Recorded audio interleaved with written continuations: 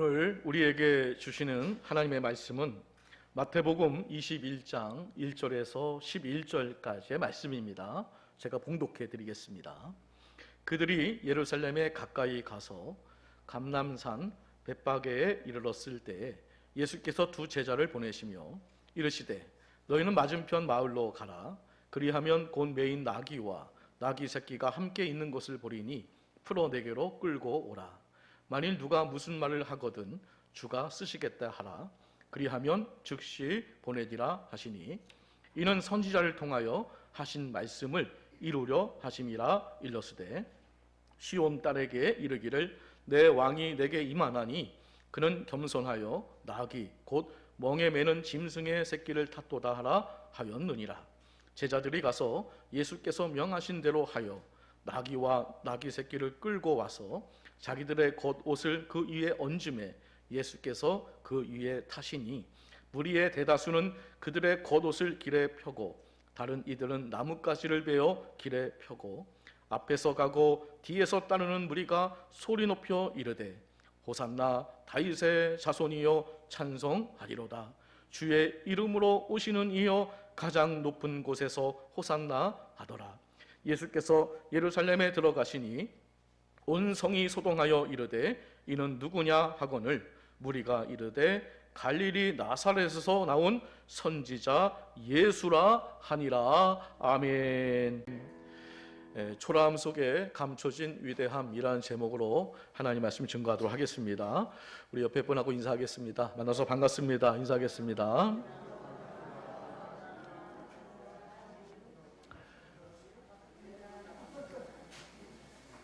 오늘은 교회력으로 종료주일입니다. 종료주일이라는 이 말은 예수님께서 이제 십자가의 길을 걸어가시려고 예루살렘 성에 입성하실 때 많은 무리들이 예수님을 환영하기 위해서 그 종려나무 가지를 흔든 것에서 유래가 되어서 이 종료주일이라고 이렇게 이름을 붙였습니다. 그래서 이날부터 이제 시작되는 이 고난 주간, 그리고 다음 주일이 이제 부활주일로 이렇게 우리가 준비하는 절기가 이렇게 되겠습니다. 예수님께서 감람산 벳베게 마을에 이르러서 제자들에게 맞은편 마을로 가면 매인 나귀와 나귀 새끼가 있을 터이니 끌고 오라라고 이제 명령을 하셨는데요. 그리고 만일 누가 그 나귀 새끼를 왜 끌고 가냐라고 그 주인이 묻거든 주가 쓰시겠다라고 하라라고 이렇게 말씀을 하셨습니다. 제자들은 예수님의 말씀대로 나귀를 끌고 와서요, 자기들의 겉옷을 그 나귀에 얹어서 예수님을 타게 하시고, 그리고 예루살렘 성으로 이제 입성을 이제 하게 됩니다. 그림을 보게 되면 이제 이런 모습으로 입성을 이제 하게 되는 거죠. 근데 이제 어떻게 알았는지 많은 그 이스라엘 예루살렘 그 무리들이, 백성들이 나와서 종려나무 가지를 흔들며 호산나 다윗의 자손이요 찬송하리로다라고 열렬히 이제 환영을 했습니다. 요한복음을 보게 되면 요한복음 12장 1절 말씀에 명절에 온 큰 무리가 종려나무 가지를 가지고 맞으러 나갔다라고 이렇게 기록이 되어 있거든요. 큰 무리였다라고 이렇게 기록이 되어 있습니다. 학자에 의하면 그 당시에 그 6월절 명절을 지키기 위해서 그 디아스포라 유대인들, 그 흩어진 유대인들이 본국으로 돌아오고 또 뭐 지방에 있는 그런 유대인들이 그 6월절 명절을 지키기 위해서 예루살렘에 모일 때 한 200만 명 정도가 모이지 않았을까 이렇게 추정을 하는데 뭐 정확한 건 잘 모르겠습니다. 하여튼 학자들마다 좀 의견은 다르지만 하여튼 많은 사람들이 모인 것은 틀림없는 사실이고요. 그리고 수많은 인파들이 예수님의 예루살렘 그 입성을 목격했으리라고 충분히 짐작이 가는 겁니다. 종료주일은 교회력에서 매우 특별한 날인 것 같아요. 물론 이 교회에서 뭐 부활주일처럼 이 종료주일을 어떤 절기의 하나로서 기념하지는 않습니다.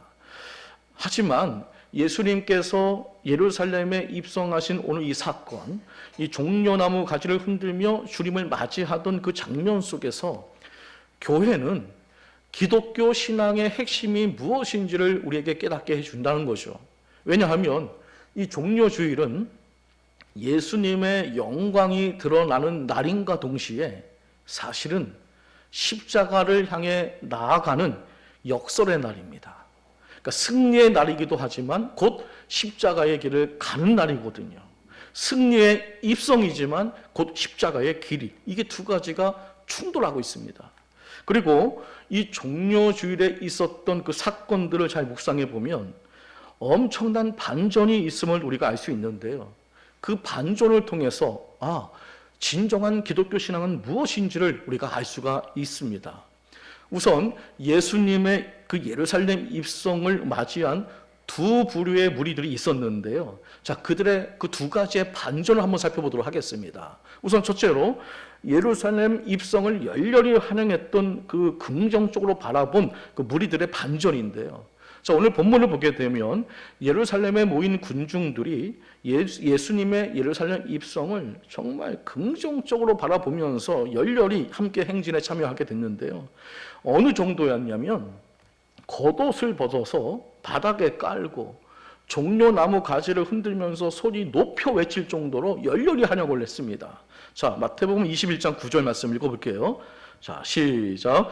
호산나 다윗의 자손이여 찬송하리로다. 주의 이름으로 오시는 이여 가장 높은 곳에서 호산나. 아멘. 똑같이 읽겠습니다. 매우 아름다운 장면입니다. 분명 예수님도 이들의 환영을 기쁘게 받으셨을 겁니다. 하지만 문제는 사실 여기에 반전이 있다는 사실입니다. 자, 예수님을 환영하는 이 무리들이 사실 예수님을 바라본 그 시각, 그러니까 그들이 원했던 구원은 무엇이었을까요? 이게 보니까 이게 죄에서부터 구원받는 그런 구원이 아니었습니다. 십자가를 통한 대속의 구원이 아니었다는 거죠. 자, 그들이 원했던 것은 현실의 구원이었습니다. 로마의 압제에서 벗어나는 것, 민족의 민족적 어떤 해방, 정치적인 독립, 눈에 보이는 번영, 이런 걸 바라보고 예수님을 열렬히 환영했던 겁니다. 다시 말하면 이제 그들은 메시아를 원했지만 십자가에서 우리의 죄를 사해 주실 메시아가 아니라 자신들을 로마에서 해방시켜 줄 강력한 왕을 원했던 것입니다. 자, 종려주일 군중의 문제는 물론 예수님을 반대한 것은 아닙니다. 다만 예수님을 오해한 것이죠. 그리고 그런 기대가 사라지게 됐을 때에 이들이 예수님을 십자가에 못 박으라고 돌변을 하게 됩니다. 자, 보십시오. 자, 오늘은 예수님을 열렬하게 환영을 했습니다. 다윗의 자손으로 오시는 예수여라고 열렬히 환영했던 그들이 며칠 뒤에는 예수님을 못 박으라고 외치게 됩니다. 오늘 우리도 마찬가지인데요. 우리는 예수님을 믿는다고 말하지만 정작 어떤 예수님을 믿고 계십니까?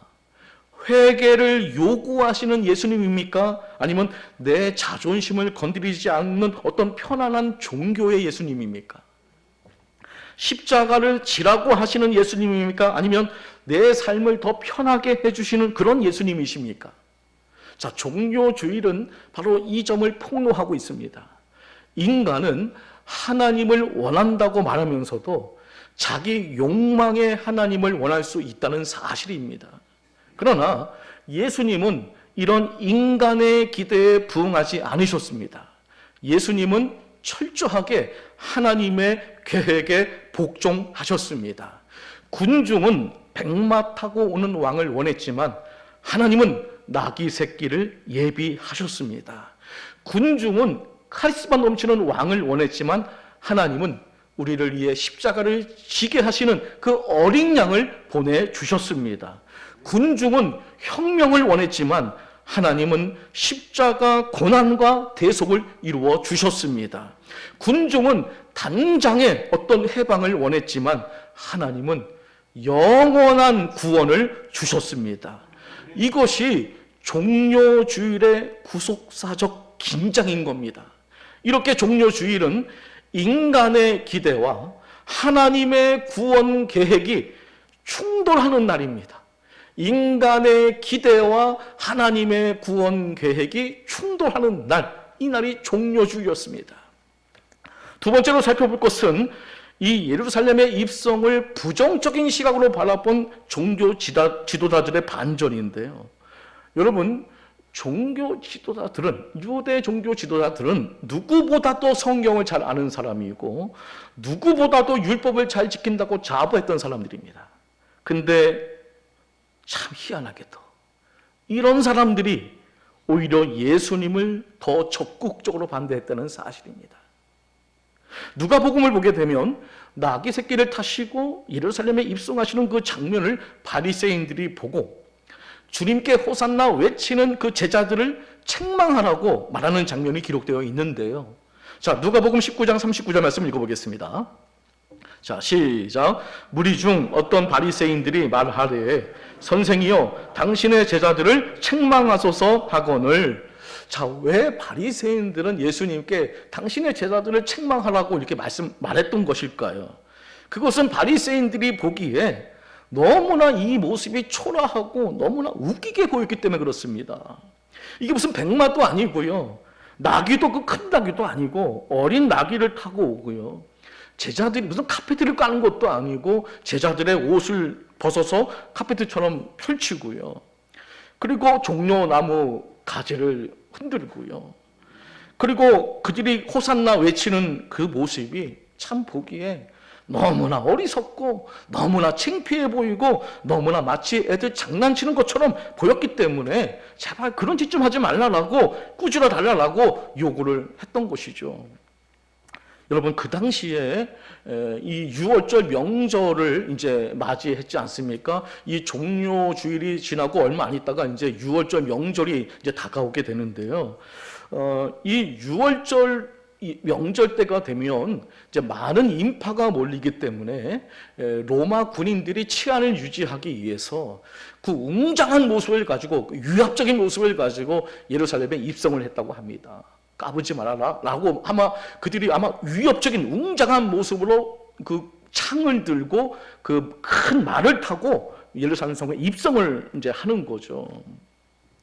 그런 모습을 보다가 이게 예수님 오시는 모습 보니까 어린 나귀를 타고 오니 이게 너무 비교가 되지 않습니까? 이게 얼마나 대조적인 겁니까?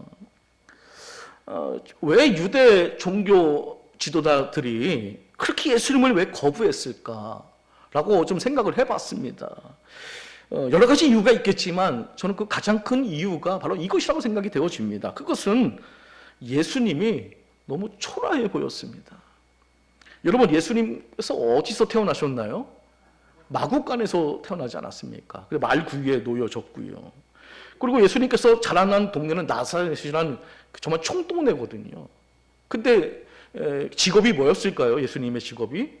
목수의 아들이니까 목수였겠죠. 목수였습니다. 알아주지도 않는 그런 직업이었거든요.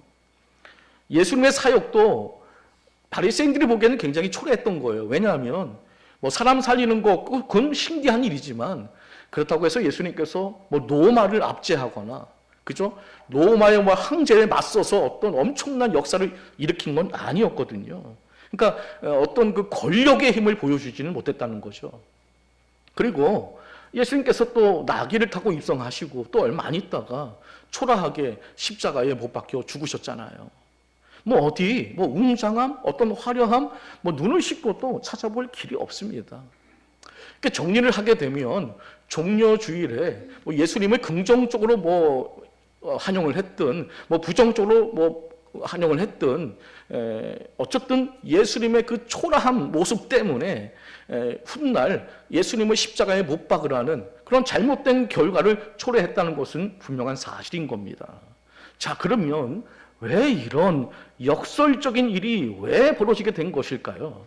그것은 그 초라함 속에 있는 그 위대함을 그들이 보지 못했기 때문에 그런 겁니다. 인간은요, 웅장함과 화려함에 굉장히 약해요. 왜 구약시대에 이스라엘 백성들이 그렇게 우상숭배에 빠졌을까? 왜 그렇게 하지 말라는 그 바알을 왜 이렇게 숭배를 했을까? 라고 봤을 때 우상숭배가 굉장히 웅장하고 굉장히 매력적이고 화려해 보였기 때문에 그런 겁니다. 여러분, 유명한 산에 가면 뭐가 있나요? 반드시 절이 있더라고요. 유명한 산에 가면 항상 절이 있는데요. 그런 절마다 뭐가 세워져 있어요. 뭐가 세워져 있을까요? 큰 불상이 세워져 있습니다. 그래서 마치 누가 더 큰 불상을 세우느냐 경쟁을 하는 것 같아요. 근데 이게 왜 그러냐면요, 이 큰 불상을 앞에 가면은 어떤 경외감을 느끼게 된대요. 그러니까 불상이 크면 클수록 범접할 수 없는 큰 힘이 있다고 느끼게 된다는 거죠. 제가 6년 전에 이제 성지 순례를 갔다 왔는데요. 그 베드로 성당에 이제 들어가게 됐는데, 와, 베드로 성당에 들어가자마자 그 규모에 압도를 당했습니다. 엄청 크더라고요. 그래서 제가 느끼기에, 이런 것 때문에 사람들이 빠지겠구나. 이런 웅장함에 사람들이 미혹될 수 있구나 라는 생각이 들더라고요. 아무리 뭐 웅장하면 뭐합니까? 그 안에 온갖 잡동사니 우상숭배가 다 있더라고요. 여러분, 왜 절이나 뭐 성당, 이상한 사이비 종교들을, 그런 사람들 보면, 교주를 보게 되면요, 왜 이렇게 거대한 건물에 집착을 할까? 이게 통하기 때문에 그런 겁니다. 장엄한 건축물을 통해서 자신의 힘을 과시하는 겁니다. 사단 마귀도요, 이런 인간의 약점을 잘 알고, 그리고 사단이 그래서 우리에게 접근할 때 절대로 여러분 초라한 모습으로, 또 그리고 뭐 그렇게 뭐 무서운 모습으로 우리에게 접근하지 않습니다. 사단은 우리에게 접근할 때 굉장히 그럴듯하고요, 굉장히 화려하고 웅장한 모습을 가지고 접근을 해요. 고린도후서 11장 14절 말씀 읽어보겠습니다. 자, 시작. 이것은 이상한 일이 아니니라 사단도 자기를 강명의 천사로 가장하나니. 아멘. 그러니까 여기서 우리는 웅장함과 화려함이 진리가 아니라는 것을 꼭 기억해야 할 줄 믿습니다. 웅장함, 화려함, 이게 진리가 아닙니다. 오히려 그 웅장함, 그 화려함 속에는 더러운 것들이 가득 차 있음을 우리는 꼭 기억해야 할 줄 믿습니다. 예수님은 이런 것들을 회칠한 무덤과 같다고 말씀하셨는데요. 한 미국인이 런던을 이제 여행을 갔는데요. 그 런던 거리에서 큰 건물을 바라보고 있었습니다. 그때 영국인 소년이 옆을 지나가다가 그 사람 옆에 이제 서게 되었는데요. 미국인 관광객이 좀 우쭐한 마음으로 이렇게 말합니다. 야, 꼬마야, 너 한번 건물 봐봐라. 미국에는 저런 건물들이 있는데 저런 것보다 4배는 크단다. 미국은 다 커. 그랬더니 영국인 소년이 정말요? 그러면서 이렇게 말합니다. 정말 듣던 대로 미국에는 환자가 진짜 많군요. 저건 정신병원이에요. 그러더라고요. 정신병원이 4배나 크니 뭐. 그러므로 우리는 영적 통찰력으로 화려함 속에 감춰진 불편한 진실들을 볼 수 있어야 합니다. 반대로 우리는 그 초라함 속에 감춰진 위대함을 볼 수 있어야 한다는 거죠. 초라하게 오셔서 초라하게 살다가 초라하게 십자가에 죽으신 예수님의 위대함을 볼 수 있어야 한다는 겁니다. 꼭 보셔야 됩니다. 마치 밭에 감춰진 보물을 찾듯이 찾아야 할 줄 믿습니다. 그래야 예수님을 나의 구주로 고백할 수 있는 거고요, 그분을 만왕의 왕으로 우리가 찬송할 수 있는 겁니다. 자, 그러면 왜 예수님은 초라하게 새끼 나귀를 타셨을까요? 그 초라함 속에 그 감춰진 그 위대함은 도대체 뭐였을까요? 그 위대함을 한번 찾아보도록 하겠습니다. 첫째, 순종의 위대함입니다. 순종의 위대함. 자, 왜 하필이면 예수님께서는 아직 아무도 또 아는 사람도 타보지 않은 이 나귀 새끼를 선택하셨을까요? 뭐 사실 경험 많은 그런 나귀를 선택하는 것이 더 낫지 않았을까요? 어떤 사람은 이걸 이렇게 해석을 합니다. 처음 것을 주님께 드리려고 그렇게 한 것이다.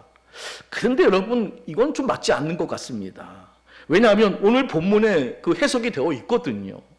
오늘 본문을 보게 되니까 주님께서 나귀 새끼를 선택하신 진정한 이유는 구약의 예언을 그대로 이루기 위해서라고 기록이 되어 있더라고요. 자, 오늘 본문 4절, 5절 말씀 함께 읽어보겠습니다. 자, 시작. 이는 선지자를 통하여 하신 말씀을 이루려 하심이라 일렀으되 시온 딸에게 이르기를 내 왕이 내게 임하나니 그는 겸손하여 낙이 곧 멍에 매는 짐승의 새끼를 탔도다 하라 하였느니라. 아멘. 오늘 본문을 보게 되니까 설명하기를 이 낙이 새끼를 탄 것은 그냥 어떤 운송 수단으로서 그냥 우연히 이용한 것이 아니라 여긴 철저한 그 어떤 의도가 있는 것인데 그 의도는 구약 성경에 말씀하신 그 말씀을 그대로 이루기 위해서 그래서 낙이 새끼를 탄 것이다 라고 이제 말씀하고 있습니다. 그렇다면 구약 성경 그 예언이 뭔지 봤을 때 스가랴서 9장 9절에 기록이 되어 있습니다. 자, 스가랴서 9장 9절 말씀 또 읽어볼게요. 자, 시작. 시온에 따라 크게 기뻐할지어다 예루살렘에 따라 즐거이 부를지어다 보라 내 왕이 내게 임하시나니 그는 공의로우시며 구원을 베푸시며 겸손하여서 나귀를 타시나니 나귀의 작은 것 곧 나귀 새끼니라. 아멘. 그러니까 예수님은 철저하게 성경대로 행하셨습니다. 예수님께서 메시아라는 그 증거는 뭐 기적을 행한 것도 있겠지만 사실 더 중요한 증거는 그 예수님께서 성경대로 행했다는 것입니다. 이게 가장 확실한 증거입니다. 자, 고린도전서 15장 3절 4절 말씀 읽어볼게요. 자, 시작. 내가 받은 것을 먼저 너희에게 전하였노니 이는 성경대로 그리스도께서 우리 죄를 위하여 죽으시고 장사 지낸 바 되셨다가 성경대로 사흘 만에 다시 살아나사. 아멘. 예수님은요 철저하게 일관되게 성경대로 행하셨습니다. 바로 이것이 예수님의 위대함인 것입니다. 순종하면 위대해지는 것입니다. 예수님의 그 초라함 속에 감춰진 위대함은 바로 성경대로 일관성 있게 순종했다는 겁니다. 여러분, 이 순종의 위대함을 발견하시기를 주의 이름으로 축복합니다. 그분은 구약의 약속을 행하시는 신실한 종이었습니다. 아무리 화려하게 백마를 타고 오면 뭐합니까? 성경대로 행하지 않으면 소용없는 일입니다. 우리도 성경 말씀대로 순종함으로 우리 주님께서 우리의 삶을 위대하게 세워주시는 은혜가 넘쳐나시기를 예수님의 이름으로 축복합니다. 두 번째는 겸손의 위대함입니다. 왜 왕이신 예수님은 멋있는 백마가 아니라 볼품없는 나귀를 선택하셨을까요? 스가랴 선지자가 우리에게 또 답을 주고 있는데요. 다시 한번 스가랴서 9장 9절 말씀 또 읽어보겠습니다. 자, 시작. 시온에 따라 크게 기뻐할지어다 예루살렘에 따라 즐거이 부를지어다 보라 내 왕이 내게 임하시다니 그는 공의로우시며 구원을 베푸시며 겸손하여서 나귀를 타시나니 나귀의 작은 것 곧 나귀 새끼니라. 아멘. 스가랴 선지자가 말하기를 겸손하여서라고 그 이유를 설명하고 있습니다. 주님께서 볼품없는 나귀를 선택하신 이유는 겉으로 화려한 세상 왕과는 달리 겸손의 왕임을 보여주기 위함인 것입니다. 즉 주님은 만왕의 왕으로 입성하시지만 그 왕권은 세상의 방식이 아니라 하나님의 나라의 방식, 전혀 다른 방식으로 임한다는 것을 퍼포먼스로 지금 보여주고 계신 것입니다.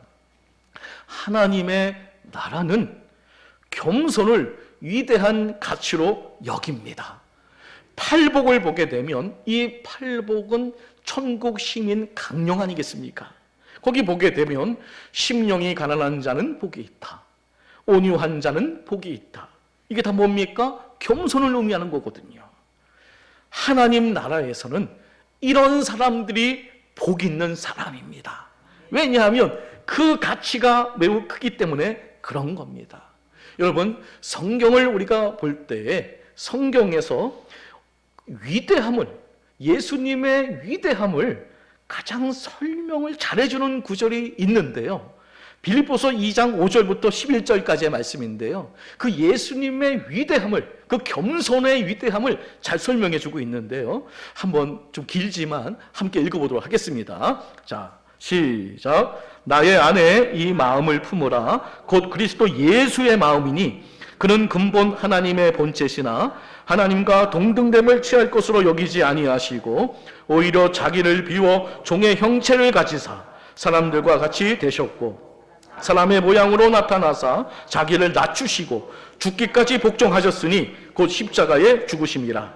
이러므로 하나님이 그를 지극히 높여 모든 이름 위에 뛰어난 이름을 주사 하늘에 있는 자들과 땅에 있는 자들과 땅 아래에 있는 자들로 모든 무릎을 예수의 이름에 꿇게 하시고 모든 입으로 예수 그리스도를 주라 시인하여 하나님 아버지께 영광을 돌리게 하셨느니라. 아멘. 와, 이것만큼 예수님의 그 겸손의 위대함을 정말 알려주고 있는 성경 구절이 없을 정도로 너무나 잘 설명을 해주고 있습니다. 모든 이름 위에 뛰어난 이름을 주셨다. 이게 뭡니까? 위대하게 하셨다는 겁니다. 그 겸손을 통해서 예수님을 위대하게 하셨다는 겁니다. 예수님의 초라함 속에 감춰진 위대함은 바로 겸손이었습니다. 겸손은 위대함의 증표인 겁니다. 하지만 안타깝게도 종료주일에 세상 사람들은 겸손의 왕이신 예수님을 보지 못했습니다.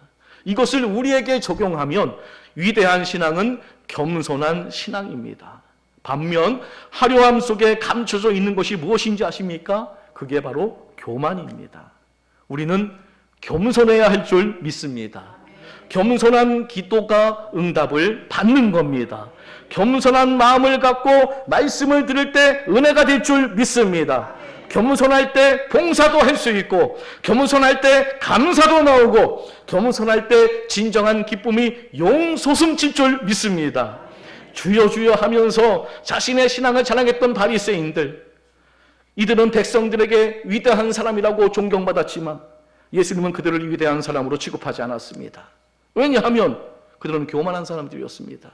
하나님은 겸손한 사람을 위대한 사람으로 보십니다. 여러분 모두 예수님을 겸손의 왕으로 고백하시고 예수님처럼 겸손해지셔서 위대한 인생으로 세워져 가시기를 예수님의 이름으로 간절히 축복합니다. 마지막 세 번째는요, 말씀의 위대함입니다. 오늘 본문 2절 3절 말씀 읽어보겠습니다. 자, 시작. 이르시되 너희는 맞은편 마을로 가라. 그리하면 곧 매인 나귀와 나귀 새끼가 함께 있는 것을 보리니 풀어 내게로 끌고 오라. 만일 누가 무슨 말을 하거든 주가 쓰시겠다 하라. 그리하면 즉시 보내니라 하시니. 아멘. 주님은 제자 둘을 보내며 다짜고짜 매여있는 새끼 나귀를 풀어오라라고 명령을 하셨습니다. 근데 이게 엄격히 말하면 도둑질이거든요. 그렇지 않습니까? 무조건 끌고 오면 그 도둑질이잖아요. 이게 부당하다고 판단할 수 있는데요. 근데 예수님께서 그 반발을 예상하시고 이렇게 말씀하십니다. 주인이 물으면 그때 주가 쓰시겠다 하라 라고 명령을 했거든요. 그랬더니 이 모든 문제가 다 풀어지고 일이 순조롭게 진행이 된 겁니다. 자, 그러면 이것이 뭘 의미하는 것일까요? 일단 이 말씀은 나귀 새끼의 진정한 주인은 누구라는 겁니까? 예수님이라는 거겠죠. 예수님이 진정한 주인인 것입니다. 종료주일의 핵심은 무엇보다도 예수 그리스도의 왕 되심에 있는 겁니다. 이것은 모든 것이 다 하나님의 것이며 모든 것이 다 하나님께 속해 있다는 것을 뜻하는 것입니다. 자, 그리고 또 중요한 사실 하나가 있는데요. 그것은 뭐냐면요, 주님의 말씀대로 되었다는 사실입니다. 이게 위대한 겁니다. 어떻게 맞은편 마을에 매인 나귀와 나귀 새끼가 함께 있는 것을 어떻게 하셨을까요? 그리고 제자들을 보낼 때까지 그게 계속 거기 있는 것을 또 어떻게 하셨을까요? 그 타이밍을 어떻게 하셨을까요? 그리고 나귀 새끼를 끌고 올 때 주가 쓰시겠다라고 하면 주인이 즉시 보내줄 것을 이걸 어떻게 하셨을까요? 하나님은 천지의 만물을 창조하실 때 오직 말씀으로 창조를 하셨습니다. 마가복음 13장 31절 말씀에 이런 말씀이 기록되어 있는데요. 천지는 없어지겠으나 내 말은 없어지지 아니하리라. 하나님의 말씀은 영원히 남을 것이고요. 말씀이 약속한 것들 중에 어느 것 하나도 헛된 것이 없을 것입니다. 이렇게 하나님의 말씀은 위대합니다. 그래서 주의 말씀을 믿으면 우리가 위대해지는 것입니다. 우리가 위대해서가 아니라 주님의 말씀이 위대하기 때문에 그 말씀이 우리를 위대하게 만드는 것입니다. 안타깝게도 유대인들은 예수님의 외적인 모습에 치중을 합니다. 그분의 말씀의 위대함을 몰랐습니다. 예수님의 그 초라함 속에 감춰진 위대함은 바로 그 말씀의 능력이었습니다. 우리는 주님의 위대하심을 어떤 표적이나 외적인 웅장함, 화려함에서 찾지 말고 그분의 말씀에서 찾아야 할 줄 믿습니다. 교회는 외적인 건물의 웅장함과 화려함이 중요한 것이 아니라 교회는 위대하신 하나님의 말씀이 살아 역사해야 되는 것입니다. 말씀의 위대함이 선포되어지는 곳이 교회인 줄 믿습니다. 우리 주님이 말씀만 하시면 바람도 멈췄고요, 병도 나았고요, 귀신도 쫓아나갔고요, 무엇이든지 말씀하신 대로 되었습니다. 이것이 얼마나 위대한 일입니까? 하나님의 말씀의 위대함을 깨닫고 날마다 하나님의 말씀을 묵상하면서 말씀이 살아 역사함으로 위대한 삶을 살아갈 수 있는 우리 모두가 되시기를 예수님의 이름으로 간절히 축복합니다. 말씀을 정리합니다. 종료주일은 많은 오해와 역설이 있는 절기입니다. 그 이유는 초라함 속에 감춰진 예수님의 위대함을 발견하지 못했기 때문에 생긴 일이었습니다. 그러므로 종료주일을 맞이한 우리는 그 초라함 속에, 그 예수님의 그 초라함 속에 감춰진 예수님의 그 위대함을 발견할 수 있어야 할 줄 믿습니다. 그럼 그 위대함은 무엇입니까? 첫째, 순종이었습니다. 성경대로 행하는 그 순종의 모습이었습니다. 우리는 이것을 봐야 할 줄 믿습니다. 낮은 곳에서 섬기시는 겸손하신 왕의 위대함도 봐야 할 줄 믿습니다. 마지막으로 만왕의 왕이시며 말씀하신 대로 이루시는 그 위대함을 또한 볼 수 있어야 할 줄 믿습니다. 낙이 타고 예루살렘에 입성하시고 십자가에 못 박혀 죽이신 예수님은 절대로 초라하지 않습니다. 그분은 만왕의 왕이시며 그분은 우리의 모든 죄를 사하시는 나의 구원의 하나님이신 것입니다. 종료주일에 위대하신 하나님을 발견하시기를 축복합니다. 그리고 위대하신 하나님은 우리도 위대한 삶을 살기를 원하고 계십니다. 오늘 예수님에게서 배웁니다. 주의 말씀을 믿고 순종하는 삶이 위대한 인생인 것입니다. 겸손한 삶이 위대한 인생인 것입니다. 주의 말씀을 묵상하고 선포하며 사는 것이 위대한 인생인 것입니다. 성경대로 이행하시고 겸손하며 말씀으로 역사하시는 위대한 예수님을 우리의 삶의 참된 왕으로 모셔드리기를 축복합니다. 그리고 우리도 순종과 겸손 그리고 믿음으로 말씀을 선포하며 살아감을 통해서 주님께서 여러분들을 위대한 인생으로 세워주시는 은혜가 이 종료주일에 우리 모두에게 넘쳐나시기를 예수님의 이름으로 간절히 축원합니다. 기도하시겠습니다. 전능하시고 위대하신 하나님 아버지, 이 시간 겸손의 왕으로 오신 주님을 찬양합니다. 오늘 말씀을 통해 세상의 화려함이 아니라 초라함 속에 감춰진 주님의 위대함을 보게 하시니 감사를 드립니다. 우리가 군중들처럼 주님을 오해하거나 외적인 모습만 바라보는 믿음이 되지 않게 하시고 성경대로 순종하시는 주님의 신실하심을 바라보게 하여 주옵소서. 또한 겸손히 섬기신 주님의 마음을 본받아 우리의 삶도 겸손과 순종의 길을 걷게 하옵소서. 말씀으로 역사하시는 주님을 신뢰하며 날마다 말씀을 붙들고 살아가게 하여 주시옵소서. 주가 쓰시겠다 하실 때 기쁨으로 자신을 드리는 믿음을 허락하여 주옵소서. 우리의 삶과 가정과 교회에 하나님의 나라가 이루어지게 하여 주옵소서. 예수 그리스도의 이름으로 간절히 기도드립니다. 아멘.